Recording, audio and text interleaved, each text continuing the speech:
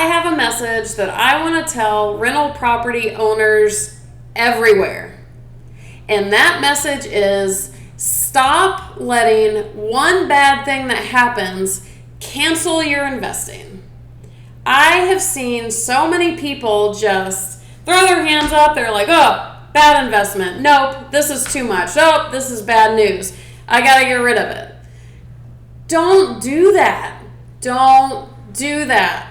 Rental property investments are long-term investments.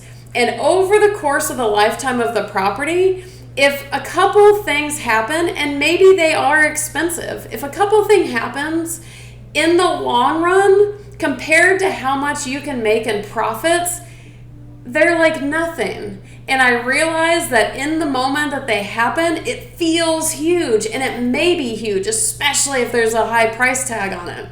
A major repair or a major tenant situation, it can be costly, and you're probably paying a mortgage at the same time. I get it.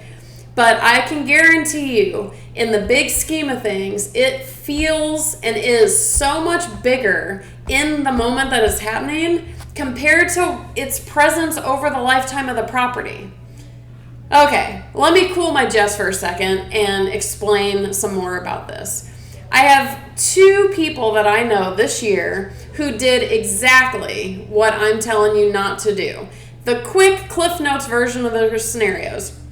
I know a guy who bought a property and it was supposed to be in turnkey condition, fully rehabbed, tenants were in place when he bought it. He buys it for cash and he owns it for a few months, and then oddly, this is one of those kind of freak situations, and freak situations do happen. I think possibly most of my examples in this video are going to be freak situations, but freak situation happens where all of a sudden he gets a notice from the city, or his property manager gets a notice from the city saying that I guess that city requires some specific inspection. And in order for that inspection to happen, tenants can't be in the property. Somehow when these tenants got placed, this inspection thing was overlooked and it wasn't done. It was a bad property manager. And now this inspection had to be done. And there was a chain of events where he went from one bad property manager to another. Not his fault at all. Nobody could have helped it. Nobody liked it, but it was what it was. And this new property manager was just not really stepping up to help assist with the situation. And at the same time, the tenants were trying to take advantage of it and they stopped paying rent. This manager saying they're going to have to get kicked out of the property in order for this inspection to happen, which we were pretty sure was not accurate. It was just a mess.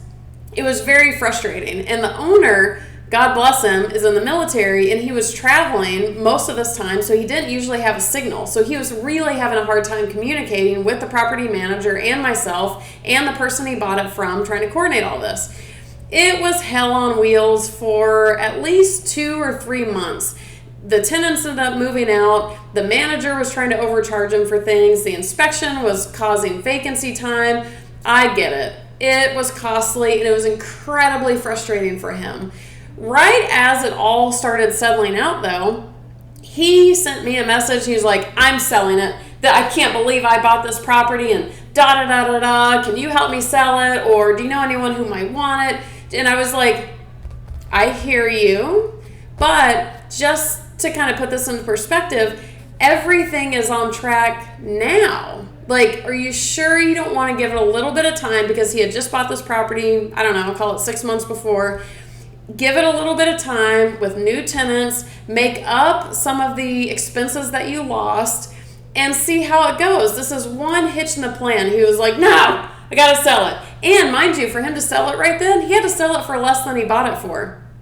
Freak situation, but he was so frustrated at this one thing that happened that he was just like, I can't believe I invested. I'm never doing this again. This property is terrible. I have to sell it. Okay. Whew, it was a lot. And at the same time, I knew another guy who his wasn't as freak of a nature thing, but he bought a property. Property manager ended up being terrible. Are you seeing a theme here? Property manager ended up being terrible. He wasn't placing a tenant. I kept encouraging him to interview other managers. He was like, no, I'll see how it goes. I was like, I wouldn't do that. Don't take too much time. Long story short, he ends up with another management company who also wasn't that great. And I think it took about 9 months for him to finally get a tenant. He bought this property vacant, unlike the other guy. That one had tenants in it. This one was vacant. He didn't get tenants for 9 months. All the while, he's paying the mortgage. And between all of the listings and showings and property management switches, there were things going on with the property. Like, he had to repair. Like, the new management company said, well, we're not going to list it for rent with this thing wrong. So then he had to fix that. So he's fixing all these things. And then the vacancy and on and on. So it was very costly. 9 months of vacancy is so expensive. Never mind all the repairs on top of it and the headaches. As soon as they placed a tenant, they placed a dream tenant. The tenant has been paying on time every single month, and it has been flawless. And the guy messages me and says, you know, I have such a sore spot in me about this property. I have to offload it. And I was like, now? Like, you literally have a performing property now. And similar to the other guy, he's not going to be able to sell it at what he bought it for. So why now? Why do you want to sell it now? And he's like, I just, you know, that was too much. So that's why this is fresh in my head.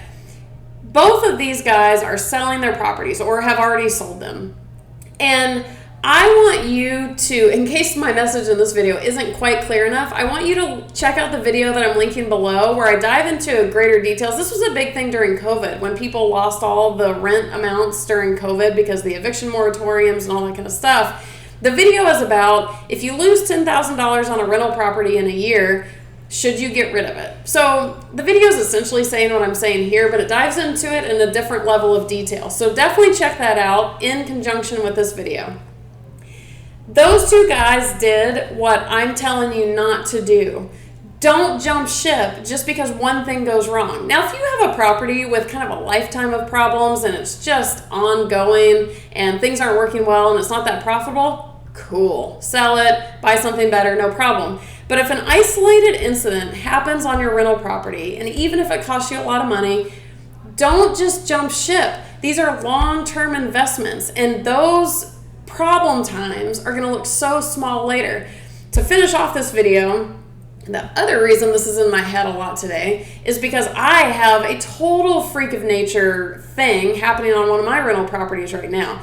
The tenant was phenomenal. His ex-wife messages me, says he's moved this girlfriend and these 4 pit bulls in. Huge thing. None of those were allowed on the lease. The property managers like, we can't deal with pit bulls. We don't have the liability. We're not willing to take on the liability. You've got to get rid of the tenant or we have to drop you from our management. And I'm like, wait, what? I don't want to get rid of this tenant because that street, there's a homeless encampment next to the house. I don't want to have to find a new tenant. He's flawless. It's this big cluster. And most of my day today was spent dealing with this. It was is incredibly stressful. But what I can tell you is not once did it go through my head that no matter how costly this situation is going to be, no matter how stressful this situation is going to be, the question was never, do I need to get rid of this property? It was, what do I need to do about the problem? How am I going to fix the problem? It's not in my head to sell it. I want to figure out how to fix the problem, not how to offload the problem and essentially repress it. That's what these other guys, I feel like, did. Don't freak out as an investor when you put your big boy or big girl investor pants on. The question is, what do I do about this problem to fix it? And then I keep going on with my investment. Whew! Do you agree? If you do, hit the like button. If you don't, leave me a comment saying why you don't agree. To me, this is the difference in investor versus consumer mindset. The consumers at the first hint of trouble are going to run and be like, oh my God, bad investment. Real investors know, A, it's not if things are going to happen, it's when. And they also know the long-term profits of a property well surpass one isolated challenge or even 2 isolated challenges over some amount of time. So don't freak out if something happens. Put your big girl or big boy pants on, ask how you can fix it, make sure it gets fixed, and then you go about your business. It's just that simple.